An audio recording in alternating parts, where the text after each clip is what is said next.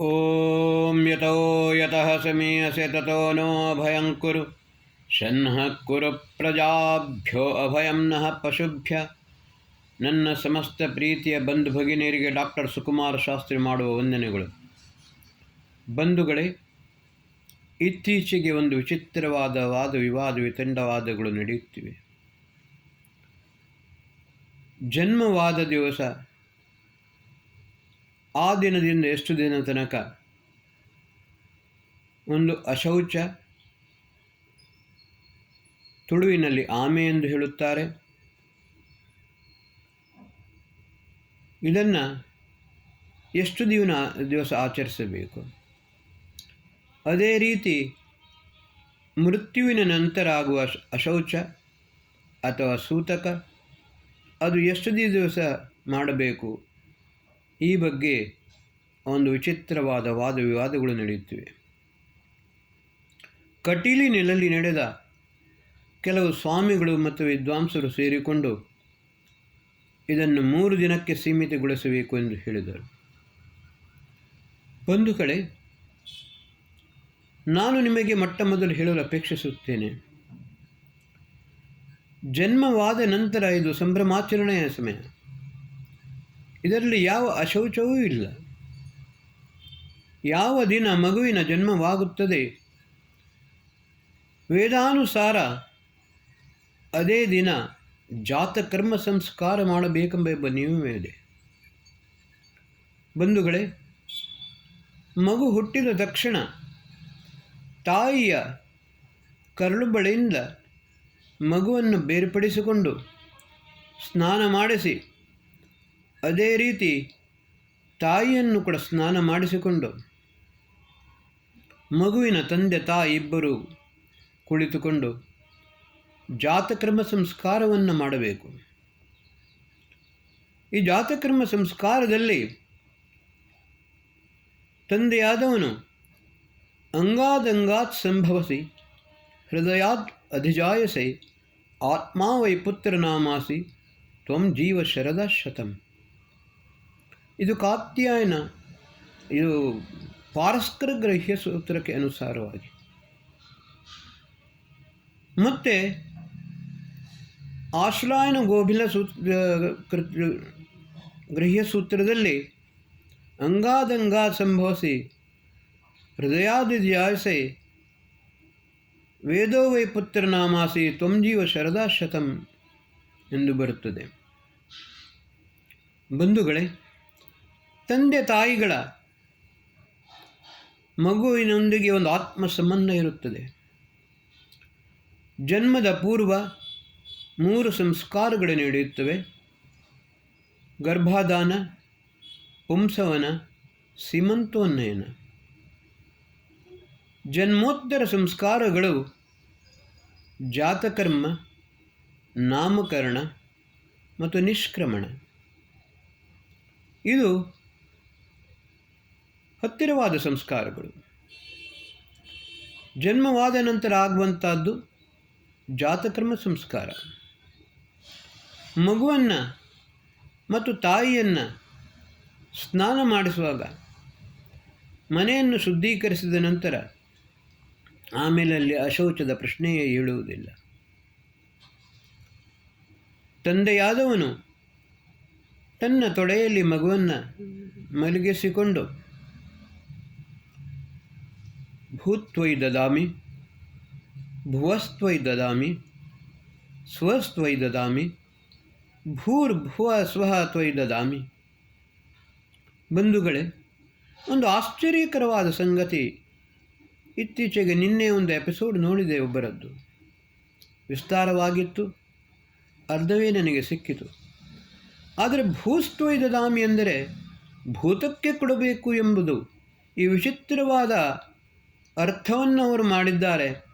ಇದು ಹೇಗೆ ಅಂತ ನನಗೆ ಗೊತ್ತಾಗಲಿಲ್ಲ. ಭೂರಿತಿ ಅಯಂ ಲೋಕ, ಭೋಯತಿ ಅಂತರಿಕ್ಷ ಲೋಕ, ಸ್ವ ಇತಿ ದ್ಯುಲೋಕ, ತಸ್ಯ ಓಮಿತಿ ಪ್ರಣವಃ, ತಸ್ಯ ವಾಚಕ ಪ್ರಣವ ಪ್ರಣವ ಇತಿ ಓಂ. ಮಗುವಿಗೆ ಆವಾಗ ತತ್ಕ್ಷಣ ಹುಟ್ಟಿದ ಮಗು, ಅದಕ್ಕೆ ಯಾವುದೇ ಪರಿಜ್ಞಾನವಿಲ್ಲ. ಆದರೆ ಸಂಸ್ಕಾರ ಕೊಡುವಂಥದ್ದು ಆತ್ಮನಿಗೆ ಮತ್ತು ಮಗುವಿಗೆ ಹೇಳುವಂಥದ್ದು ಅದರ ಚಿತ್ತದಲ್ಲಿ ಸಮಾಹಿತವಾಗುತ್ತದೆ. ತಂದೆಯಾದವನು ಹೇಳುತ್ತಾನೆ,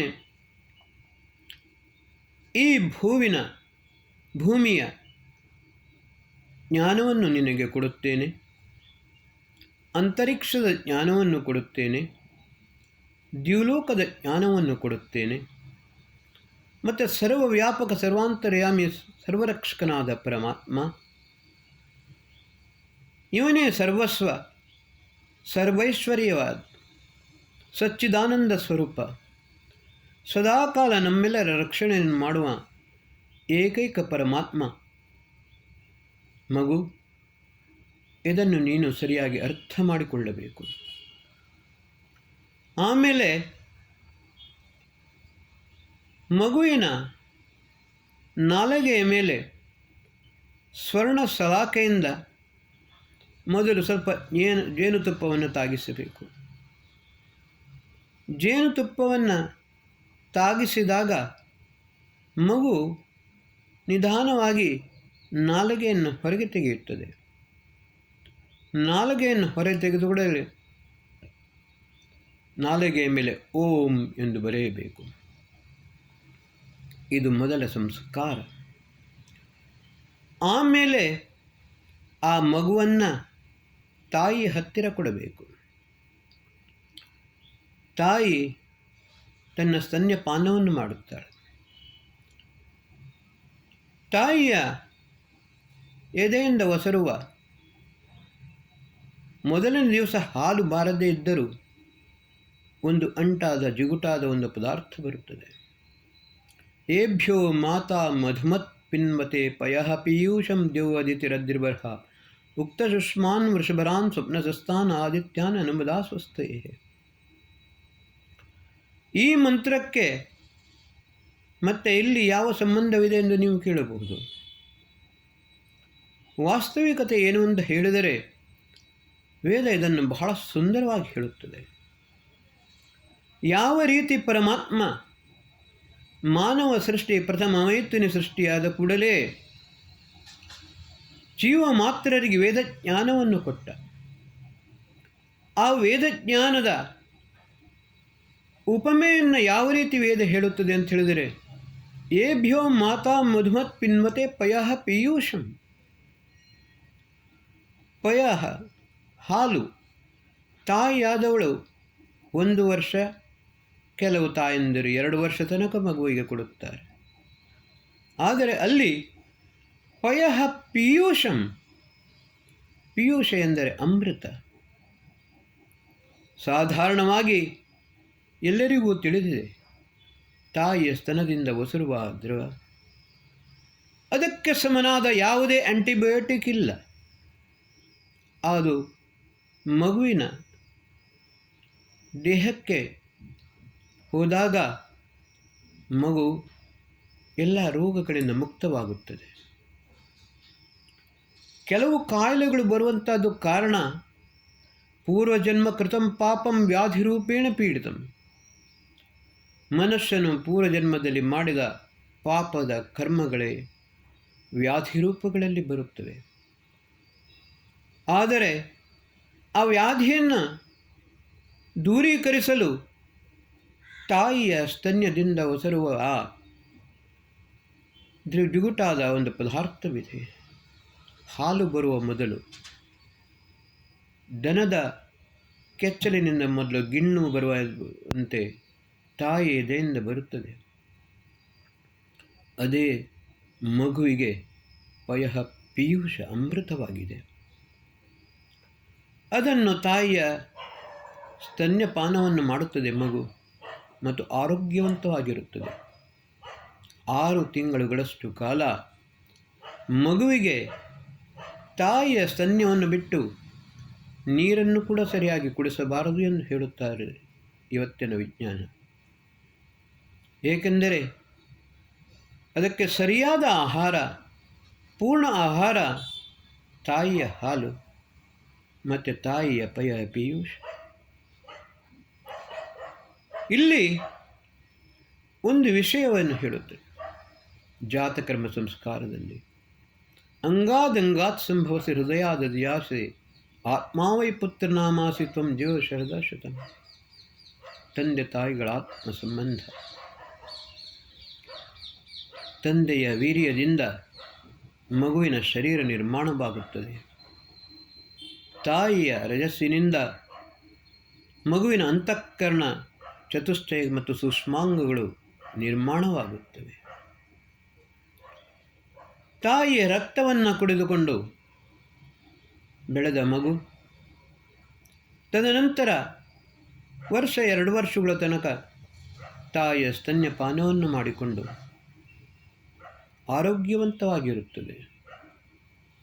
ಬಂಧುಗಳೇ, ಇಲ್ಲಿ ಈ ಮಗುವಿನ ರಕ್ಷಣೆ ತಾಯಿ ಮಾಡುತ್ತಾಳೆ.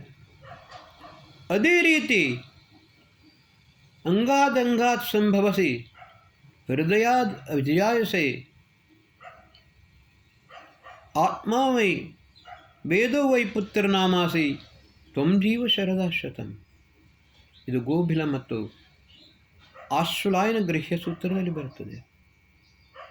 ಮೊದಲನೆಯದಾಗಿ ತಂದೆ ತಾಯಿಗಳ ಒಂದು ಆತ್ಮ ಸಂಬಂಧ. ಈ ಆತ್ಮ ಸಂಬಂಧ ಶಾಶ್ವತವಾದದ್ದು. ಇದನ್ನು ತಪ್ಪಿಸಲು ಯಾರಿಂದಲೂ ಸಾಧ್ಯವಿಲ್ಲ. ಅದರೊಂದಿಗೆ ವೇದೋವೇ ಪುತ್ರನಾಮಾಸಿ ಎಂದು ಹೇಳುತ್ತದೆ. ವೇದ ಎಂದರೆ ಜ್ಞಾನ. ಪ್ರತಿಯೊಬ್ಬ ಮನುಷ್ಯನಿಗೆ ಸತ್ಯ ಜ್ಞಾನ ಬೇಕು. ಮಿಥ್ಯಾಜ್ಞಾನ, ಅರ್ಧಜ್ಞಾನ, ಅಂಧವಿಶ್ವಾಸ, ಅಂಧರೂಢಿ ಪರಂಪರೆಗಳು ಮನುಷ್ಯನನ್ನು ಅಧಪತನಕ್ಕೆ ಕೊಂಡೊಯ್ಯುತ್ತದೆ. ಮೃತ್ಯುವಿನ ಕಾಲದಲ್ಲಿಯೂ ಕೂಡ ಜಾತಕರ್ಮ ಸಂಸ್ಕಾರದಲ್ಲಿ ಅಲ್ಲಿ ಒಂದು ಮಾತನ್ನು ಹೇಳುತ್ತಾರೆ. ಮಹರ್ಷಿ ದಯಾನಂದರು ಸಂಸ್ಕಾರ ವಿಧಿಯಲ್ಲಿ ಬರೆಯುತ್ತಾರೆ. ಮಗುವಿನ ಕಿವಿಯಲ್ಲಿ ತಂದೆಯಾದವನು 3 ಬಾರಿ ಓಂಕಾರವನ್ನು ಹೇಳುತ್ತಾನೆ. ಆಮೇಲೆ 3 ಬಾರಿ ವೇದೋಸಿ ವೇದೋಸಿ ವೇದೋಸಿ ಎಂದು. ಮಗು, ನೀನು ಜ್ಞಾನವಂತನಾಗಬೇಕು, ಯಶವಂತನಾಗಬೇಕು, ಗುಣವಂತನಾಗಬೇಕು,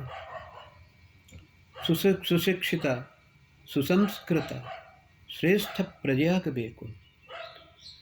ಇದು ನಿನಗೆಲ್ಲ ಸಿಗುವುದು ವೇದದಿಂದ ಮಾತ್ರ. ಆದ ಕಾರಣ ವತ್ಸ ತ್ವಂ ವೇದೋಸಿ. ವೇದಜ್ಞಾನ ಆತ್ಮನಿಗೆ ಉತ್ತಮ ಸಂಸ್ಕಾರವನ್ನು ನೀಡುತ್ತದೆ. ಏಕೆಂದರೆ ಆತ್ಮನು ವಿಜ್ಞಾನಮಯ ಪುರುಷ.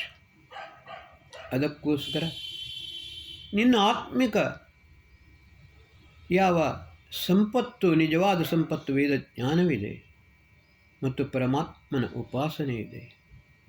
ಅದಕ್ಕೋಸ್ಕರ ನಿನಗೆ ವೇದೋಸಿ. ಆಮೇಲೆ ನಾಲಿಗೆ ಮೇಲೆ ಬರೆಯುವ ಓಂಕಾರ. ಇದು ಜಾತಕರ್ಮ ಸಂಸ್ಕಾರದಲ್ಲಿ ನಡೆಯುವ ವಿಧಾನಗಳು. ಇಲ್ಲಿ ಅಶೌಚದ ಪ್ರಶ್ನೆಯೇ ಏಳುವುದಿಲ್ಲ.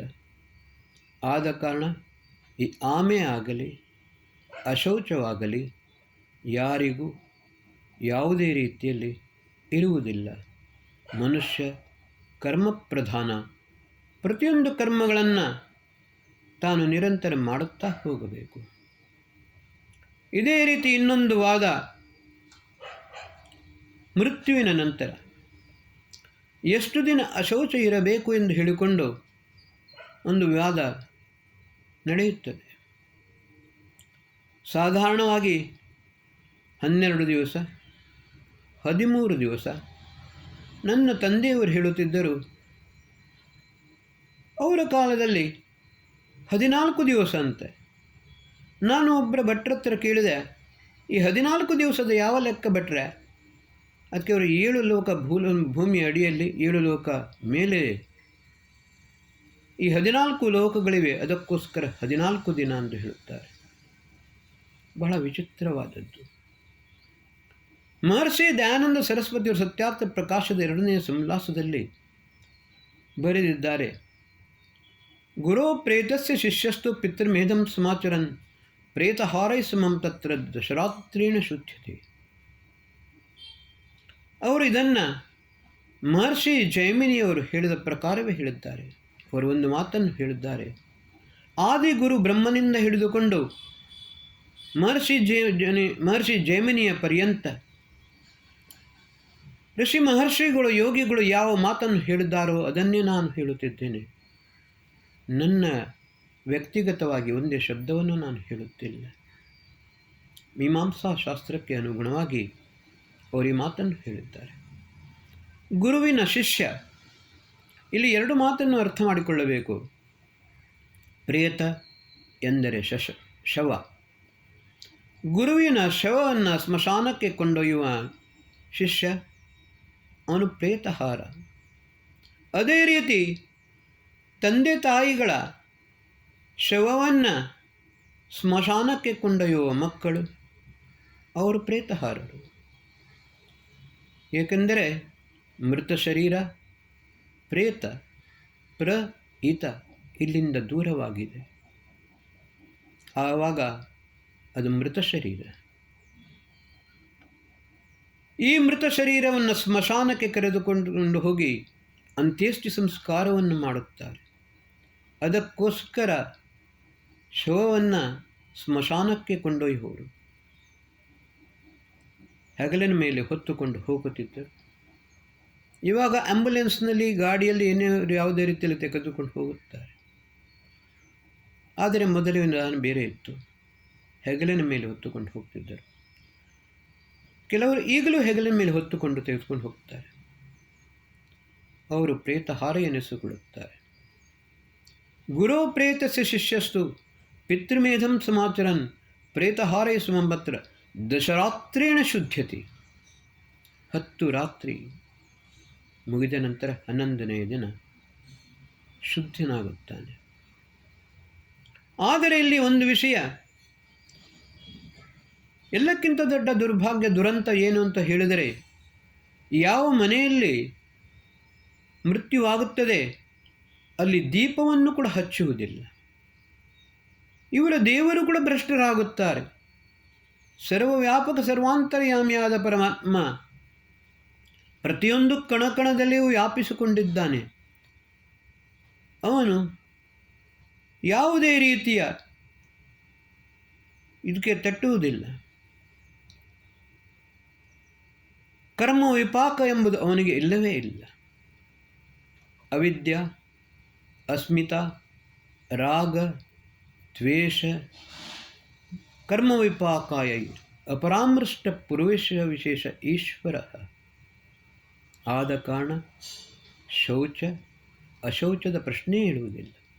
ಸಪರ್ಯಗಾತ್ ಶುಕ್ರಮಕಾಯಮವರ್ಣಮಸ್ನಾವಿರಂ ಶುದ್ಧಮಪಾಪವಿದ್ದಂ ಕವಿರ್ಮನಿಷಿ ಪರಿಭೂ ಸ್ವಯಂಭೂ ಯಾತಾ ತಥ್ಯತೋ ಅರ್ಥಾತ್ ದದಾತ್ ಶಾಶ್ವತಿಭ್ಯ ಸಮಾಭ್ಯ. ಅವನು ಪರಿಶುದ್ಧ ಮತ್ತು ಅಪಾಪವಿದ್ದ. ಯಾವುದೇ ರೀತಿಯ ಪಾಪ ಮತ್ತು ಅಶುಚಿ ಅವನಿಗೆ ಲೇಷ ಮಾತ್ರವೂ ತಟ್ಟುವುದಿಲ್ಲ. ಯಾರಿಗೂ ಅದು ತಟ್ಟುತ್ತದೆ ಅವನ ಜನ್ಮಕ್ಕೆ ಬರಲೇಬೇಕಾಗುತ್ತದೆ. ಮತ್ತು ಪರಮಾತ್ಮನು ಜನ್ಮಕ್ಕೆ ಬರುವುದಿಲ್ಲ. ಪ್ರಜಾಪತಿಶ್ಚರತಿ ಗರ್ಭೆ ಅಂತರ ಅಜಾಯಮಾನೋ ಬಹುಧಾ ವಿಜಾಯತೆ. ಯಾವುದೇ ರೀತಿಯ ತಾಯಿಯ ಗರ್ಭದಲ್ಲಿ ಬಾರದೆ ಅವನು ಕೇವಲ ತನ್ನ ಶಕ್ತಿಯಿಂದ ಹಿರಣ್ಯ ಗರ್ಭವನ್ನು ಮಾತ್ರ ಪ್ರವೇಶಿಸುತ್ತಾನೆ. ಅಂತಹ ಪರಮಾತ್ಮನಿಗೆ ನಿನ್ನ ಮನೆಯಲ್ಲಿ ಅಥವಾ ನಮ್ಮ ಮನೆಯಲ್ಲಿ ಮೃತ್ಯುವಾದರೆ ಅವನು ಒಂದು ಪೂಜೆ, ಅರ್ಚನೆ, ಉಪಾಸನೆ ಮಾಡದೇ ಇರುವಂಥದ್ದು ಅದಕ್ಕಿಂತ ದೊಡ್ಡ ಪ್ರಮಾದ ಇನ್ನೊಂದಿಲ್ಲ. ಒಂದು ಸಲ ಒಬ್ಬ ಮಹರ್ಷಿ ದಯಾನಂದರ ಹತ್ರ ಪ್ರಶ್ನೆಯನ್ನು ಕೇಳುತ್ತಾನೆ. ನಾನು ಸ್ನಾನ ಮಾಡದೆ ಸಂಧ್ಯಾವಂದನ ಯಜ್ಞವನ್ನು ಮಾಡಬಹುದೇ ಎಂದು ಹೇಳುತ್ತಾನೆ. ಆವಾಗ ಮಹರ್ಷಿ ದಯಾನಂದರು ಹೇಳುತ್ತಾರೆ, ಯಾವುದೇ ಕಾರಣದಿಂದ ನೀನು ಸ್ನಾನವನ್ನು ಮಾಡದೇ ಇದ್ದಲ್ಲಿ ತೊಂದರೆ ಇಲ್ಲ. ನಿನ್ನ ಮನಸ್ಸು ನಿರ್ಮಲವಾಗಿರಬೇಕು. ಆದರೆ ಒಂದು ಪಾಪದೊಂದಿಗೆ ಇನ್ನೊಂದು ಪಾಪವನ್ನು ಜೋಡಿಸಬೇಡ. ಸಂಧ್ಯಾವಂದನೆಯನ್ನು ಮಾಡು, ಯಜ್ಞವನ್ನು ಮಾಡು. ಯಾಕಂದರೆ ಯಜ್ಞವು ವೈ ಶ್ರೇಷ್ಠತಮ ಕರ್ಮ. ಸಂಧ್ಯಾವಂದನೆ ಕೂಡ ಹಾಗೆ ಅದು ಬ್ರಹ್ಮಯಜ್ಞ. ಆತ್ಮನಿಗಿರುವ ಸಂಬಂಧ, ಈ ಆತ್ಮನು ಯಾವಾಗಲೂ ಪರಿಶುದ್ಧನೇ ಆಗಿರುತ್ತಾನೆ. ಆದ ಕಾರಣ ಇಲ್ಲಿ ಅಶೌಚದ ಪ್ರಶ್ನೆಯೇ ಬರುವುದಿಲ್ಲ. ಮನೆಯಲ್ಲಿ 10 ದಿನ ಶವವನ್ನು ಇಟ್ಟ ದಿವಸ ಎಲ್ಲಿ ಇಡುತ್ತಾರೋ ಅಲ್ಲಿ ಯಜ್ಞವನ್ನು ಮಾಡಬೇಕು ಎಂದು ಮಹರ್ಷಿ ದಯಾನಂದರು ಹೇಳುತ್ತಾರೆ. ಅದರಿಂದ 2 ಪ್ರಯೋಜನವಿದೆ. ಮಾನಸಿಕ ಆಘಾತ ಬಹಳ ದೊಡ್ಡದು. ಪುತ್ರ ಶೋಕಂ ದಿನೇ ದಿನೇ. ಯಾವ ಪುತ್ರನು ಆಸರೆಯಾಗಿದ್ದಾನೋ, ಯಾರು ಮಕ್ಕಳು ಆಸರೆಯಾಗಿದ್ದಾರೋ ಅವರು ನನ್ನನ್ನು ವೃದ್ಧಾಪ್ಯದಲ್ಲಿ ನನ್ನ ಯೋಗಕ್ಷೇಮವನ್ನು ನೋಡಿಕೊಳ್ಳುತ್ತಾರೆ ಎಂಬ ಭರವಸೆಯಿಂದದ್ದ ತಂದೆ ತಾಯಿಗಳು ಅವರ ಎದುರಿನಲ್ಲೇ ಮಕ್ಕಳ ಮೃತ್ಯುವಾದರೆ ಆವಾಗ ಎಷ್ಟು ಪ್ರಯತ್ನ ಮಾಡಿದರೂ ಆ ದುಃಖವನ್ನು ಮರೆಯಲು ಸಾಧ್ಯವಿಲ್ಲ. ಪುತ್ರ ಶೋಕಂ ದಿನೇ ದಿನೇ. ಕೆಲವರು ಡಿಪ್ರೆಷನಿಗಾಗಿ ಹೋಗಿ ಹುಚ್ಚರಂತಾಗುತ್ತಾರೆ, ಕೆಲವರು ಆತ್ಮಹತ್ಯೆಯನ್ನು ಮಾಡಿಕೊಳ್ಳುತ್ತಾರೆ. ಅದಕ್ಕೋಸ್ಕರ ಮೃತ್ಯುವಿನ ಯಾರು ಮೃತರಾಗಿದ್ದಾರೆ ಅವರ ಆತ್ಮಕ್ಕೆ ಶಾಂತಿ, ಮತ್ತು ಯಾರು ಜೀವಂತರಾಗಿದ್ದಾರೆ ಅವರಿಗೆ ಒಂದು ಆತ್ಮಿಕ ಮತ್ತು ಮಾನಸಿಕ ಶಕ್ತಿಯನ್ನು, ದೃಢತೆಯನ್ನು ಕೊಡುವುದಕ್ಕೋಸ್ಕರ ಆ ಮನೆಯಲ್ಲಿ 10 ದಿನ ಯಜ್ಞವನ್ನು ಮಾಡಬೇಕು. 11ನೆಯ ದಿನ ಸಂಪೂರ್ಣ ಶುದ್ಧರಾಗುತ್ತಾರೆ. 12ನೆಯ ದಿನ ಆತ್ಮನು ಆದಿತ್ಯ ಲೋಕವನ್ನು ಪ್ರವೇಶಿಸುತ್ತಾನೆ. 12ನೆಯ ದಿನ ಪಿತೃಯಜ್ಞವನ್ನು ಮಾಡುತ್ತಾರೆ. ಋಗ್ವೇದದ ದಶಮ ಮಂಡಲದ 14, 15, 16 ಈ 3 ಸೂಕ್ತಗಳಲ್ಲಿರುವ ಬಂದು 45 ಮಂತ್ರಗಳಿಂದ ಪಿತೃಯಜ್ಞವನ್ನು ಮಾಡಬೇಕೆಂಬ ವಿಧಾನವಿದೆ. ನಾನು ಮಾಡಲು ಆರಂಭಿಸಿದ್ದೇನೆ, ಆದರೆ ಕೆಲವರು ಅದನ್ನು ತಪ್ಪು ಎಂದು ಹೇಳಿದರು. ನಾನು ನನ್ನ ಗುರುವಿನ ಪಂಡಿತ್ ಸುಧಾಕರ್ ಚತುರ್ವೇದಿಯವರ ಮೊಮ್ಮಗಳಾದ ಡಾಕ್ಟರ್ ಸುಮಿತ್ರಾರಿಗೆ ಈ ವಿಷಯವನ್ನು ತಿಳಿಸಿದೆ.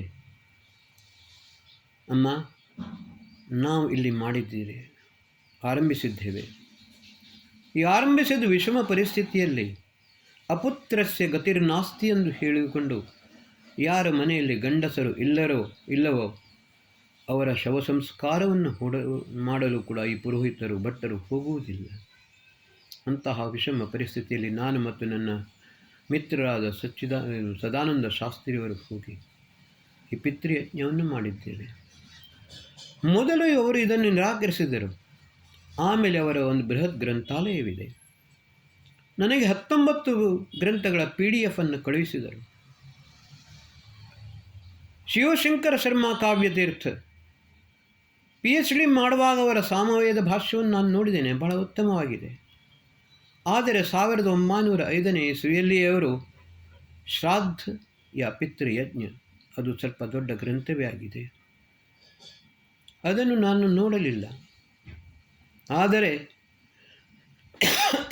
ನನ್ನ 18 ವರ್ಷದ ಅಧ್ಯಯನದಿಂದ ಯಾವುದನ್ನು ನಾನು ಅರಿತುಕೊಂಡಿದ್ದೇನೆ, ವೇದದ ಮೂಲಕ, ಶಾಸ್ತ್ರಗಳ ಮೂಲಕ, ಧರ್ಮಶಾಸ್ತ್ರಗಳ ಮೂಲಕ, ಗೃಹೀಯ ಸೂತ್ರಗಳ ಮೂಲಕ, ಅದಕ್ಕೆ ಅನುಗುಣವಾಗಿ ಈ ಕರ್ಮಾಂಗಗಳನ್ನು ನಾನು ಮಾಡುತ್ತೇನೆ. ಪಿತೃಯಜ್ಞವನ್ನು ಮಾಡಬೇಕು. 14, 15, 16 17ನೇ ಸೂಕ್ತದಲ್ಲಿ ಒಂದು ಸುಂದರವಾದ ಮಂತ್ರ ಬರ್ತದೆ. ಋಗ್ವೇದದಲ್ಲಿಯೂ ಬರ್ತದೆ, ಅಥರ್ವ ವೇದದಲ್ಲಿಯೂ ಬರುತ್ತದೆ. ಪತಿಯ ಶವದ ಹತ್ತಿರ ಕುಳಿತುಕೊಂಡು ರೋದಿಸುತ್ತಿದ್ದ ಆ ವಿಧವೆಗೆ ವೇದ ಹೇಳುತ್ತದೆ, ನಿನ್ನ ಜೀವನ ಇಷ್ಟೇ ಅಲ್ಲ, ನಿನಗೆ ನಿನ್ನ ಮಕ್ಕಳು ಸರಿಯಾದ ರೀತಿಯಲ್ಲಿ ನೋಡಿಕೊಳ್ಳದೆ ಇದ್ದರೆ ನೀನು ಅನುರೂಪನಾದ ಪತಿಯನ್ನು ವರ್ಣ ಮಾಡಿಕೊಂಡು ವಿವಾಹ ಮಾಡಿಕೊಳ್ಳು, ನಿನ್ನ ಜೀವನ ಪರ್ಯಂತ ಸುಖವಾಗಿರು. ಬಂಧುಗಳೇ, ಮಕ್ಕಳ ಪರಮ ಕರ್ತವ್ಯ ತಂದೆ ತಾಯಿಗಳ ಸೇವೆಯನ್ನು ಮಾಡುವುದು. ಅದರಲ್ಲಿಯೂ ಕೂಡ ಆಪಸ್ತಂಭ ಧರ್ಮಸೂತ್ರದಲ್ಲಿ ಸ್ಪಷ್ಟವಾಗಿ ಹೇಳಿದೆ, ಯಾವುದೇ ಕಾರಣದಿಂದ ಪ್ರಸಂಗವಶಾತ್ ಅಥವಾ ದುರ್ಭಾಗ್ಯದಿಂದ ತಾಯಿ ಪತಿತೆಯಾದರೆ ಅವಳನ್ನು ದೂರೀಕರಿಸಬಾರದು. ಅವಳ ಸೇವೆಯನ್ನು ಮಾಡುವಂಥದ್ದು ಪುತ್ರನ ಪರಮ ಕರ್ತವ್ಯವಾಗಿದೆ. ಇವತ್ತಿನ ದಿವಸ ವೃದ್ಧಾಶ್ರಮದಲ್ಲಿ ಸೇರಿಸಿಬಿಡುತ್ತಾರೆ. ಅದಕ್ಕಿಂತ ದೊಡ್ಡ ಪಾಪ ಇನ್ನೊಂದಿಲ್ಲ. ಹೆಂಡತಿಯ ಮಾತನ್ನು ಕೇಳಿಕೊಂಡು, ಏಕೆಂದರೆ ಮದುವೆಯಾಗುವ ಮೊದಲು ಯಾವ ತಂದೆ ತಾಯಿಗಳು ವೃದ್ಧಾಶ್ರಮಕ್ಕೆ ಹೋಗುವುದಿಲ್ಲ. ಆದರೆ ಮದುವೆಯಾದ ನಂತರ ವೃದ್ಧಾಶ್ರಮಕ್ಕೆ ಹೋಗುವುದ ಸಾವಿರಾರು ಉದಾಹರಣೆಗಳನ್ನು ನಾನು ನೋಡಿದ್ದೇನೆ. ಬಂಧುಗಳೇ, ಇದು ವಿಷಯಾಂತರವಾಗುತ್ತಿದೆ. ಅದಕ್ಕೋಸ್ಕರ ಇಲ್ಲಿಯೇ ಇದನ್ನು ನಿಲ್ಲಿಸುತ್ತೇನೆ. ನನ್ನ ಇವತ್ತಿನ ವಿಷಯ ಏನು ಅಂತ ಹೇಳಿದರೆ, ಜನ್ಮದ ಸಮಯದಲ್ಲಿ ಯಾವುದೇ ರೀತಿಯ ಅಶೌಚವಿಲ್ಲ. ತತ್ಕ್ಷಣ ಮಾಡುವಂಥದ್ದು ಜಾತಕರ್ಮ ಸಂಸ್ಕಾರ. ಆಮೇಲೆ ಮೃತ್ಯುವಿನ ನಂತರ ಕೇವಲ ಪ್ರೇತಹಾರ ಎಂದರೆ ಗುರುವಿನ ಮೃತದೇಹವನ್ನು ಕೊಂಡೊಯ್ಯುವ ಶಿಷ್ಯ, ಆಮೇಲೆ ತಂದೆ ತಾಯಿಗಳ ಶವವನ್ನು ಕೊಂಡೊಯ್ಯುವ ಮಕ್ಕಳು, ಇವರು ಪ್ರೇತಹಾರರು. ಇವರಿಗೆ ಮಾತ್ರ ಅಶೌಚ ಇರುತ್ತದೆ. ಇದರ ಹೊರತಾಗಿ ಇತರರಿಗೆ ಅಶೌಚ ಇರುವುದಿಲ್ಲ. ಇರುವುದಾದರೆ ಒಂದು ಸೂತಕ. ಅದು ಸೂತಕ ಶರೀರಕ್ಕಲ್ಲ, ಮಾನಸಿಕವಾಗಿ ಒಂದು ಕ್ಷೋಭೆ, ಒಂದು ಚಿಂತೆ, ಒಂದು ದುಃಖ, ಕ್ಲೇಶ ಇರುತ್ತದೆ. ಆ ಕ್ಲೇಶವೇ ನಿಜವಾದ ಸೂತಕ. ಅಶೌಚ ಇರುವಂಥದ್ದು ಪರಿವಾರದ ಒಳಗಿನವರಿಗೆ ಮಾತ್ರ.